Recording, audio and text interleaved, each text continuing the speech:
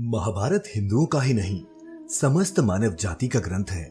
इससे प्रत्येक मानव को अच्छी शिक्षा और मार्ग मिल सकता है। प्रत्येक मनुष्य को इसे पढ़ना चाहिए।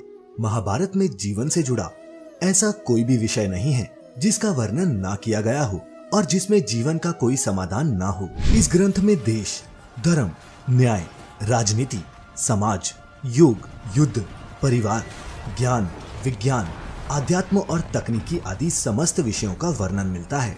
आज की इस वीडियो में हम आपको महाभारत का एक ऐसा प्रसंग बताएंगे जिससे आज का मानव बहुत कुछ सीख सकता है। बात उस समय की है जब पांचों पांडवों को वनवास हो गया था। वनवास जाने से पहले पांडवों ने भगवान श्री कृष्ण से पूछा, हे श्री कृष्ण, अभी ये द्वापर का अंतकाल चल रहा है, आप हमें बताएं कि आने वाले कलयुग की चाल या गति क्या और कैसी होगी। श्री कृष्ण जवाब देते हैं, मैं तुम्हें इसका सीधा सा उत्तर तो नहीं दे सकता, लेकिन हाँ, तुम पांचों भाई वन में जाओ और जो कुछ भी दिखे वह आकर मुझे बताना।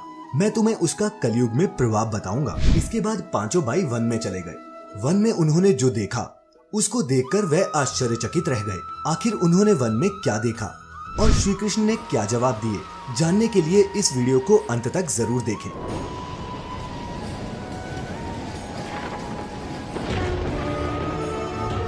नमस्कार और स्वागत है आप सभी का the divine tales YouTube channel पर एक बार फिर। और आइए अब शुरू करते हैं ये रोचक प्रसंग। श्री कृष्ण के कहे अनुसार पांचों पांडव अलग अलग दिशाओं से जंगल की ओर निकले। युधिष्ठिर भ्रमण पर थे तो उन्होंने एक जगह पर देखा कि किसी हाथी की दो सूंड है। ये देखकर युधिष्ठिर के आश्चर्य का ठिकाना नहीं रहा। अर्जुन दूसरी दिशा में भ्रमण पर थे। कुछ दूर जंगल में जाने पर उन्होंने जो देखा उसे देखकर वह भी आश्चर्य में पड़ गए।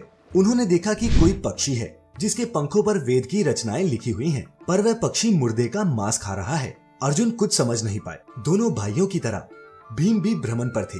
भीम ने जो देखा वह भी आश्चर्यजनक था। उन्होंने देखा कि गाय ने बछड़े को जन्म दिया है, लेकिन जन्म के बाद वह बछड़े को इतना चाट रही है कि बछड़ा लहूलुहान हो गया। सहदेव जब भ्रमण पर थे तो उन्होंने चौथा आश्चर्य देखा कि 6-7 कुएं हैं और आसपास के कुओं में पानी है, किंतु बीच का कुआं खाली है। बीच का कुआं गहरा है, फिर भी पानी नहीं है। उन्हें ये देखकर घोर आश्चर्य हुआ कि ऐसा कैसे हो सकता है।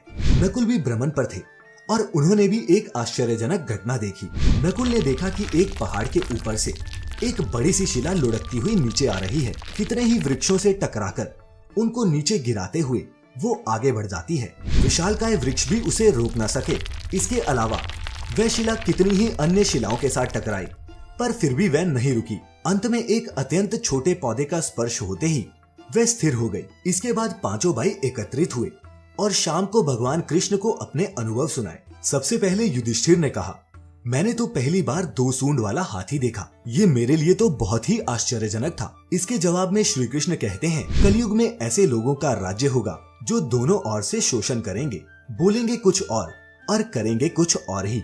मन में कुछ और होगा और कर्म कुछ और ही होगा। ऐसे ही लोगों का कलयुग में राज होगा। तुम कलयुग आने से पहले तक राज्य कर लो।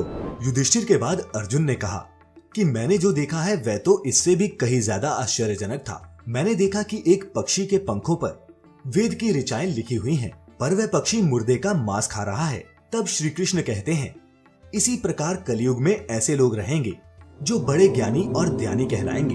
वे ज्ञान की चर्चा तो करेंगे, लेकिन उनके आचरण राक्षसी होंगे। वे बड़े पंडित और विद्वान कहलाएंगे, किंतु वे यही देखते रहेंगे कि कौन सा मनुष्य कब मरे और हमारे नाम से संपत्ति कर जाए। हे अर्जुन, संस्था के व्यक्ति विचार करेंगे कि कौन सा मनुष्य मरे और संस्था हमारे नाम पर हो जाए। हर जाति धर्म के प्रमुख पदों पर बैठे विचार करेंगे कि कब किसका श्राद्ध हो, कौन कब किस पद से हटे और हम उस पर चढ़ जाएं। चाहे कितने भी बड़े लोग हों, किंतु उनकी दृष्टि तो धन और पद के ऊपर ही रहेगी। ऐसे लोगों की बहुतायत होगी। अर्जुन के सवाल के जवाब के बाद भीम ने अपना अनुभव सुनाया। भीम ने कहा कि मैंने देखा कि गाय अपने बछड़े को इतना चाटती है कि बछड़ा लहूलुहान हो जाता है। तब श्री कृष्ण कहते हैं, कलयुग का मनुष्य शिशुपाल हो जाएगा। कलयुग में माओ की बच्चों के लिए ममता इतनी बढ़ जाएगी कि उन्हें अपने विकास का अवसर ही नहीं मिलेगा। मोह माया में ही घर बर्बाद हो जाएगा। किसी का बेटा घर छोड़कर साधु बनेगा तो हजारों व्यक्ति दर्शन करेंगे, किंतु यदि अपने बेटे ने साधु बनना चाहा तो रोएंगे कि मेरे बेटे का क्या होगा। इतनी ज्यादा ममता होगी कि उसे मोह माया और परिवार में ही बांध कर रखेंगे और उसका जीवन वहीं खत्म हो जाएगा। वास्तव में लड़के तुम्हारे नहीं हैं, वे तो बहुओं की अमानत हैं। लड़कियां जमाइयों की अमानत हैं और तुम्हारा ये शरीर मृत्यु की अमानत है। तुम्हारी आत्मा परमात्मा की अमानत है, इसलिए तुम्हारा अपने शाश्वत संबंध को जानना आवश्यक है। भीम के बाद सहदेव ने पूछा, हे श्री कृष्ण, मैंने जो देखा उसका क्या मतलब था? मैंने ये देखा कि 5-7 बड़े कुओं के बीच एक गहरा कुआं बिल्कुल खाली है, जबकि ऐसा संभव कैसे हो सकता है? भगवान कृष्ण ने जवाब में कहा, कलयुग में लोग लड़के लड़की के विवाह में, मकान के उत्सव में, छोटे बड़े उत्सवों में तो लाखों रुपए खर्च कर देंगे, परंतु पड़ोस में ही यदि कोई भूखा प्यासा मर रहा होगा तो ये नहीं देखेंगे कि उसका पेट भरा है या नहीं। उनका अपना ही सगा भूख से मर जाएगा और वे देखते रहेंगे। दूसरी ओर मौज, मदिरा, मांस भक्षण, सुंदरता और व्यसन में पैसे उड़ाएंगे, किंतु किसी के 2 आंसू पहुंचने में उनकी रुचि न होगी। कहने का तात्पर्य ये है कि कलयुग में अन्न के भंडार होंगे, लेकिन लोग भूख से मरेंगे। सामने महलों बंगलों में ऐशो आराम चल रहे होंगे, लेकिन पास की झोंपड़ी में आदमी भूख से मर जाएगा। सहदेव के बाद नकुल ने श्री कृष्ण को बताया कि मैंने भी एक आश्चर्य देखा। वह ये कि एक बड़ी सी चट्टान पहाड़ पर से लुढ़की। वृक्षों के तने और चट्टाने भी उसे न रोक पाए, किंतु एक छोटे से पौधे से टकराते ही वह चट्टान रुक गई। समझ नहीं पाया कैसे। श्री कृष्ण ने कहा, कलयुग में मानव का मन नीचे गिरेगा, उसका जीवन पतित होगा। ये पतित जीवन धन की शिलाओं से नहीं रुकेगा, न ही सत्ता के वृक्षों से रुकेगा, किंतु हरि नाम के एक छोटे से पौधे से, हरि कीर्तन से मनुष्य जीवन रूपी पौधे का पतन होना रुक जाएगा। इसलिए भक्तों, हरि भजन ही कलयुग में मोक्ष पाने का एकमात्र उपाय है। उम्मीद है आपको ये पौराणिक प्रसंग अच्छा लगा होगा। आप इस घोर कलयुग के बारे में क्या सोचते हैं?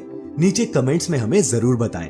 अगर आप हमें फेसबुक पर देख रहे हैं तो हमारा पेज लाइक करें और यूट्यूब पर देखने वाले सभी दर्शक हमारा चैनल सब्सक्राइब करें। फिलहाल द डिवाइन टेल्स पर आज के लिए इतना ही।